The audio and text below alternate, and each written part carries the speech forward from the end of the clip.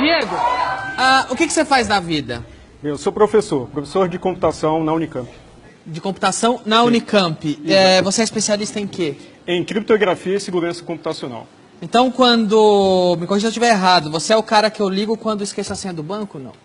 Às vezes. Às vezes? Na verdade, eu sou o cara que projeta mecanismos para que o sistema seja mais resistente, aquela senha seja armazenada de maneira segura, ou quando o usuário utiliza aquela senha, não existe uma possibilidade dela vazar, por exemplo. Você é um especialista em segurança da informação. Sim. Pelo que eu entendi, você defende que a urna eletrônica é tão confiável quanto os políticos que se elegem com ela? De certa forma.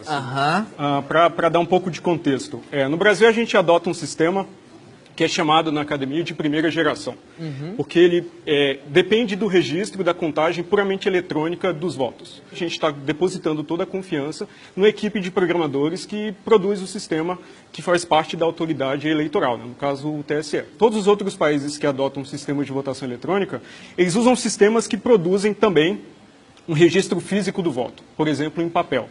Então, isso permite que você colete esses registros físicos, esses votos, em outra mídia, né, em outra urna, por exemplo, uma urna convencional. E no fim da eleição você pode somar, pode fazer uma apuração para amostragem e ver se o software que está no equipamento está se comportando de maneira honesta.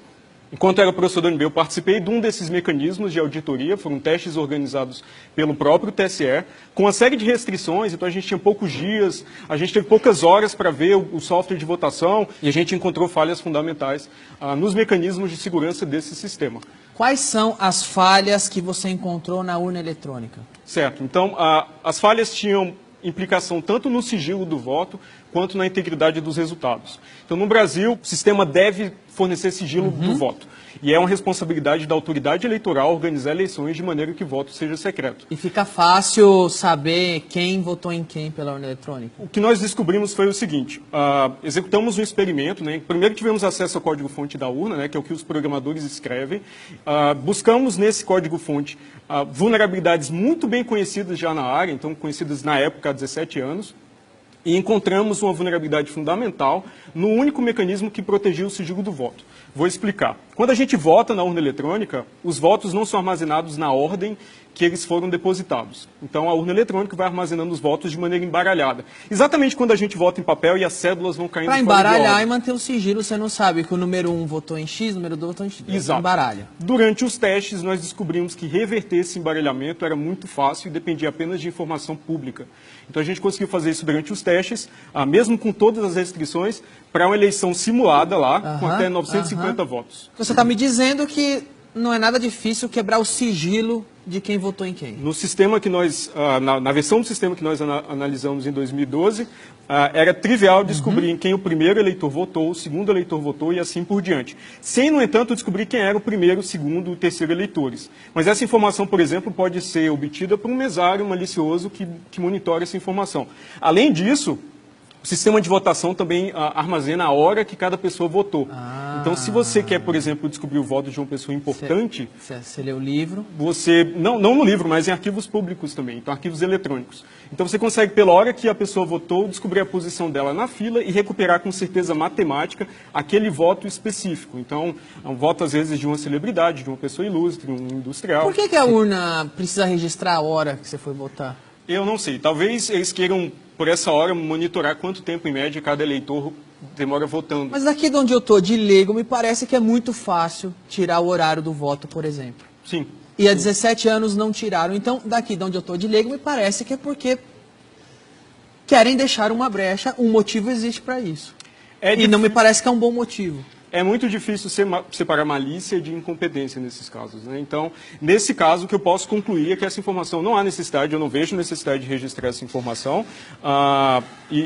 Bem, era uma característica do sistema que nós observamos. E aí, malícia e incompetência, falou em coisa pública no Brasil, anda junto. Pois é. Adulterar voto é fácil ou difícil na urna eletrônica? O teste com sigilo do voto a gente pôde executar experimentalmente. Então, a gente simulou uma eleição, recuperou os votos em ordem e mostrou que era perfeitamente factível.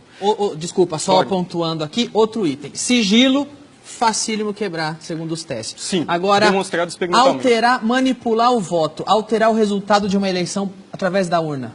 Exato. Então, nós encontramos as condições que permitem um agente, tanto interno quanto externo, manipular o software que é executado nas urnas eletrônicas. Não necessariamente com uma intervenção manual em cada sistema, mas em alguns pontos, às vezes, que distribuem o software para várias urnas.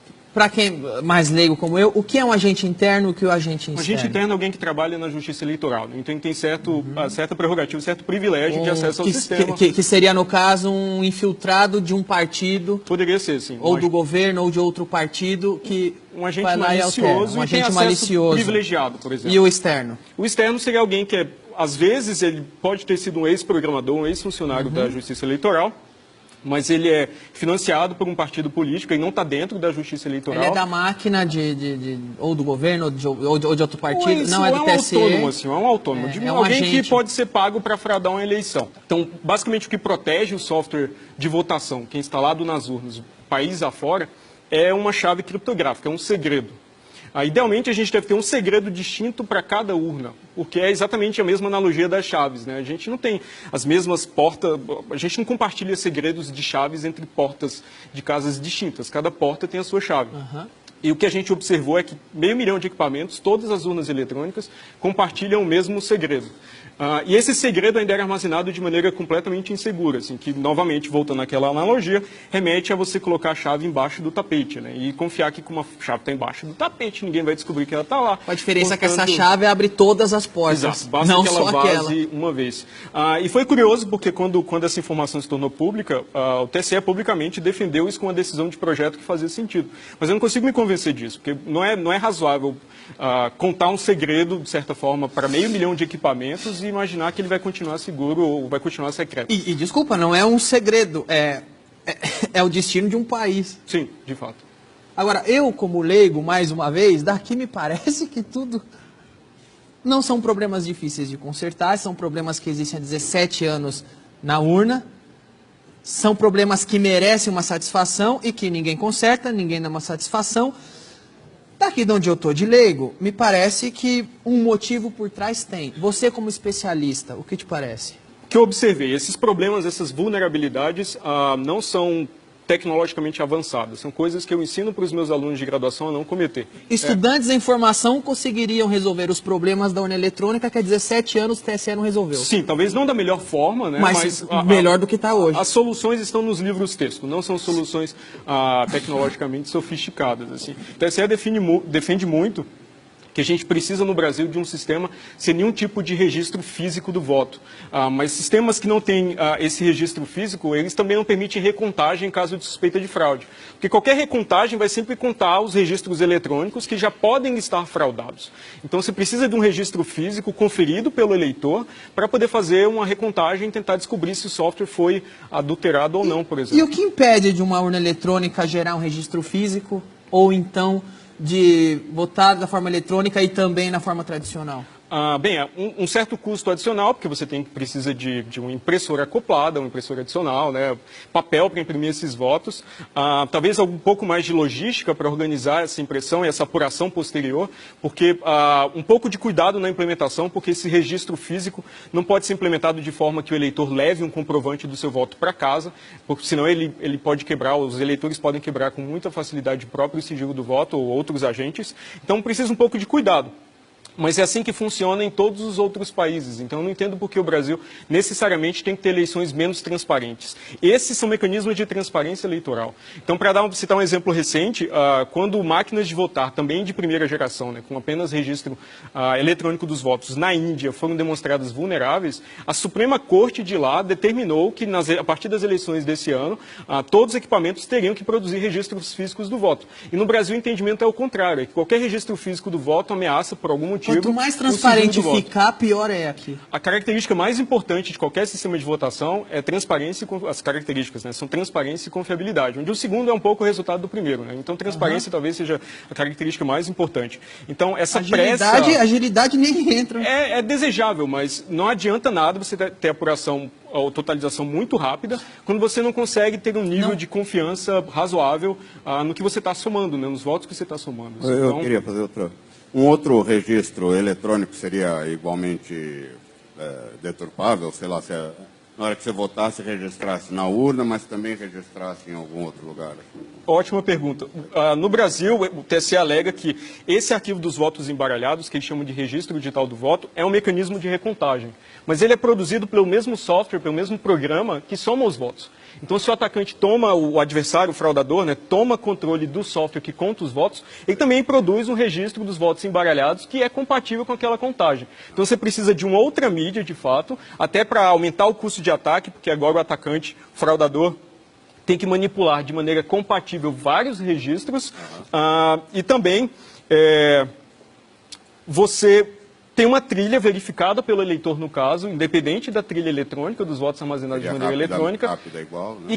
E que tem fraudes também, tem possibilidade de fraude, mas todas elas são visíveis, né? Porque envolvem você subtrair papel, sumir com lona, que eram fraudes que aconteciam na eleição com cédula no Brasil e deixavam testemunhas, né? Uma eleição puramente eletrônica não deixa testemunhas para a sociedade nos fiscais eleitorais. Só precisa de um cara com uma chave para alterar onde ele quiser. Sem testemunhas, aí faz sozinho. Essa foi a condição que a gente encontrou. A gente não pôde testar isso durante os testes organizados pelo TSE, a possibilidade de adulterar o sistema com essa informação, com esse segredo compartilhado, porque não teve tempo, eram pouquíssimos dias, mas também não houve interesse posterior do TSE em tentar montar, simular esse ataque para ver quão eficaz ele seria na prática. E quando você chega no TSE e mostra toda essa falha e mostra como é fácil fraudar uma eleição com a urna deles, o que eles falam? Uma entrevista que eu dei para um portal de internet logo depois dos testes e descrevi de maneira técnica todos esses problemas, a resposta oficial do tribunal era basicamente dizer que a minha atitude era uma ameaça à democracia. Assim, que eu também isso é uma ameaça à democracia. Aparentemente, ou pelo menos no entendimento do tribunal. Questionar qualquer coisa é ameaça à democracia. Tá Quando bom. isso é radicalmente diferente da cultura que a gente tem na universidade e na academia, né? Que é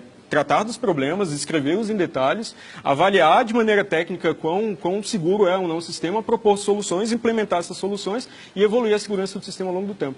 Democracias muito mais antigas, maduras, mais desenvolvidas, não querem a urna eletrônica lá e o brasileiro se orgulha que tem isso aqui. Por quê? Para citar alguns exemplos, na Alemanha tem um entendimento muito diferente e interessante, que eles chegaram a utilizar sistemas com essas mesmas características, mas um entendimento da Suprema Corte de lá é que um sistema de votação utilizado pela sociedade para eleger seus líderes não pode exigir conhecimento de especialista para uma auditoria. Porque assim, se você não precisa de conhecimento especializado para fazer auditoria, que toda pessoa de fato é um fiscal, é um auditor. Né? Então lá, o entendimento da Constituição, da Suprema Corte de lá, é que um sistema desse simplesmente é inconstitucional, não pode ser utilizado para eleições oficiais. Então, o que eu acho um entendimento muito interessante, porque eles tentam adotar algo que é diretamente observado ou auditado pela população. Então, aqui é sempre uma concentração desses poderes de auditoria. Então, atualmente, por exemplo, fiscais de partido político podem auditar o sistema de votação. Eles podem ir ao TSE e examinar o código-fonte, mas o TSE exige a assinatura de um termo de sigilo para isso. Então, eles podem ver o sistema, características técnicas do sistema, mas não podem falar para prestar contas para a sociedade do que é feito, da qualidade do sistema lá dentro. Então, há uma obsessão com o controle e a falta de transparência é endêmica em várias etapas do processo.